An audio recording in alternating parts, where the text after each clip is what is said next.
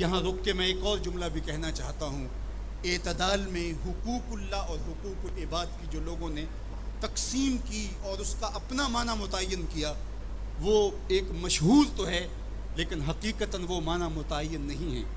اللہ کے حق فائق ہیں مخلوق کے حق سے.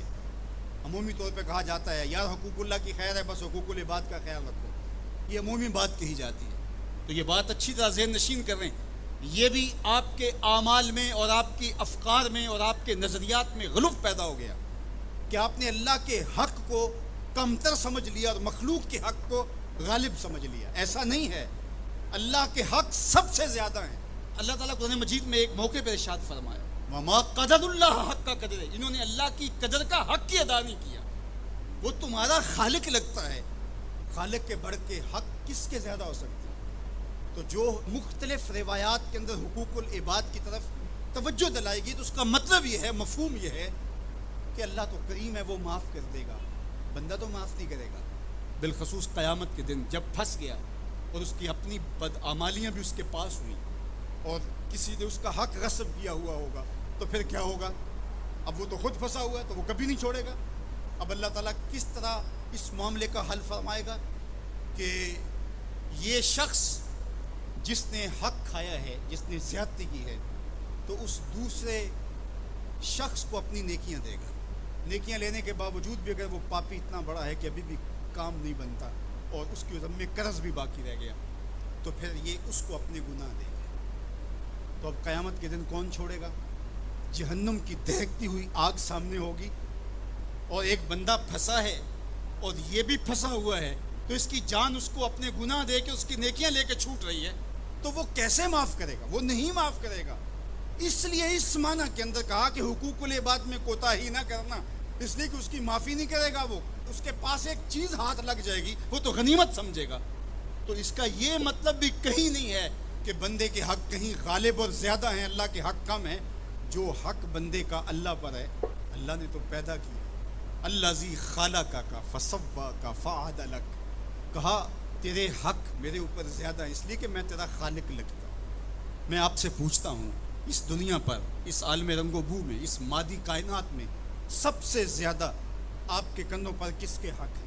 تو آپ سب کہیں گے ماں کے حق. حضور سے بھی پوچھا گیا من ابرو، حضور میں سب سے زیادہ کس کے ساتھ حسن سلوک کروں؟ یہ حضور سے سوال کیا گیا تو میرے آقا کریم نے فرمایا امکت، اپنی ماں کے ساتھ.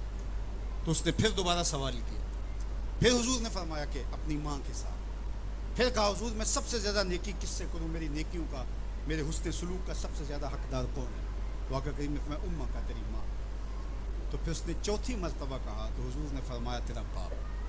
تو 3 مرتبہ حضور نے ماں کا ذکر کیا. علماء نے یہاں لکھا کہ والد اولاد کی تربیت کرنے کے لیے مشقت سہتا ہے، کمائی کرتا ہے، یہ ایک مرحلہ ہے اس کا. ماں 9 ماہ تک اس کو اپنے پیٹ میں رکھتی ہے، ایک مرحلہ یہ.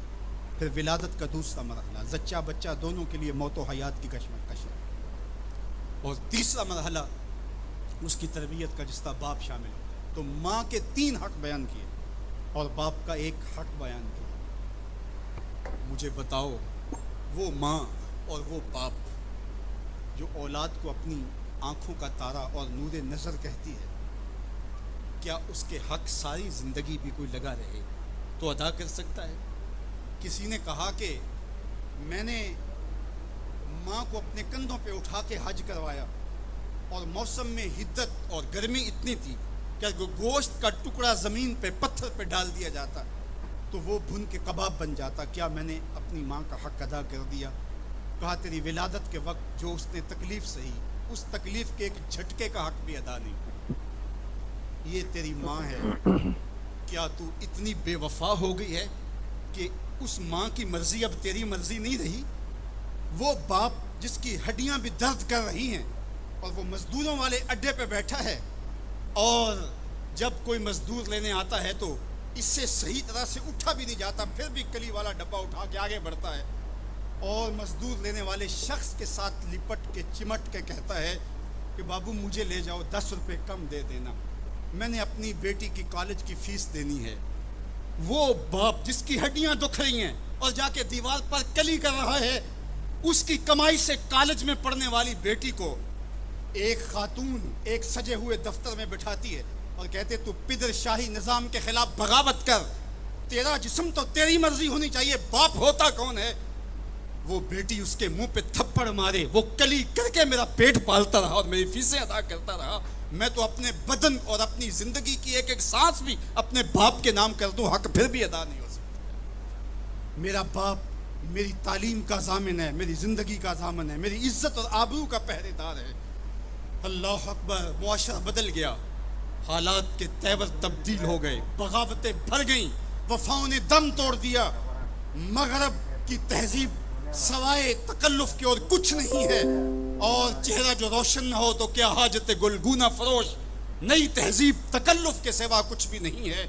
یہ مغربی تہذیب کی یلغار نے مرد آوارہ، بیکار و زن کمار باش کیا معاشرہ تخلیق کیا جا رہا ہے۔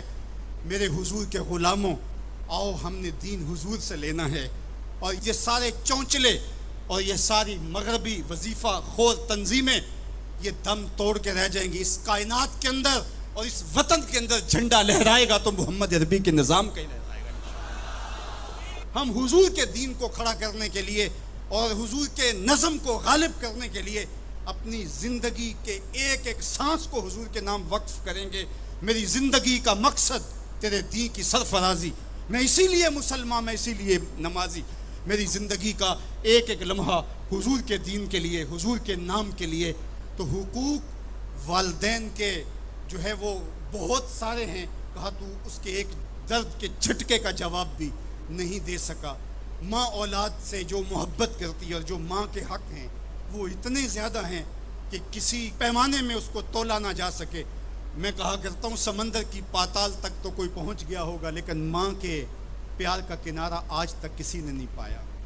یہ سڑکوں کے کناروں پر بڑے بڑے ہیوی ترازو نصب کر دیے گئے ہیں، پورا کنٹینر تول لیا جاتا ہے، لیکن آج تک ایسا ترازو میں نے نہیں دیکھا جس پر ماں کے پیار کو بھی تولا جا سکے۔ ماں جب بولتی ہے تو اس کے لہجے میں جبریل بولتا ہے، ماں جب مسکراتی ہے تو لگتا ہے جنت کی ساری کلیاں کھل اٹھی ہیں۔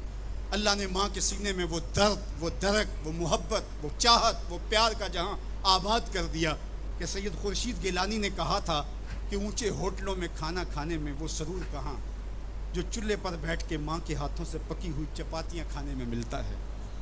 اور کہا اونچے اونچے اسٹیجوں پہ حضرت صاحب، عالی جناب، مفتی صاحب، قبلہ عالم، کیا کیا لفظ سننے کو ملتے ہیں، لیکن ان لفظوں میں وہ چاشنی کیا جو ماں کی زبان سے اوئے مٹھو اور اوئے ببلو کے اندر رکھی گئی ہے۔ ماں کے سینے میں تڑپتی ہوئی ممتا اور محبتوں کا جہاں، اس کی کوئی مثال ہی نہیں ہے۔ ماں کو اتنا پیار کیوں ہے اور ساری زندگی ماں کے حق ادا کرتا رہے پھر بھی حق ادا نہ ہو، کیوں؟ اس لیے کہ ماں نے جنم دیا ہے۔ یہی جواب ہے نا آپ کا کہ ماں اتنا پیار اس لیے کرتے، اس کے حق کتنے ہیں کہ میرے حضور نے کہا پھر ماں، پھر ماں، پھر ماں۔ اتنے حق کیوں ہیں؟ اس لیے کہ اس نے جنم دیا ہے۔ میرے جملے کو بار بار آپ نے سنا ہوگا، پھر سن لیجئے، جس نے جنم دیا ہے اس کو اتنا پیار ہے اور اس کے اتنے حق ہیں، تو جس نے خلق کیا ہے اس کو کتنا پیار ہوگا اور اس کے کتنے حق ہوں گے۔ تو اللہ کے حق غالب ہیں۔ تو یہ جو حقوق العباد کی تلقین کی جاتی ہے تو اس کا مفہوم یہ ہے کہ اس کی معافی نہیں ہوگی۔ انسان انسان ہے، نہیں معاف کرے گا، وہ کریم ہے، معاف کر دے گا۔ تو اس کا یہ مطلب کبھی بھی نہیں نکلتا کہ جو ہے وہ اللہ کے حق کوئی کمزور ہے اور مخلوق کے حق غالب ہیں۔ ہمارے اوپر سب سے بڑا حق ہمارے اللہ کا ہے، پھر رسول اللہ کے حق ہیں، پھر اس کے بعد ہماری ماں کے، ہمارے باپ کے، ہمارے مرشدوں کے، ہمارے استاد۔ ہم احسان فراموش لوگ نہیں ہیں۔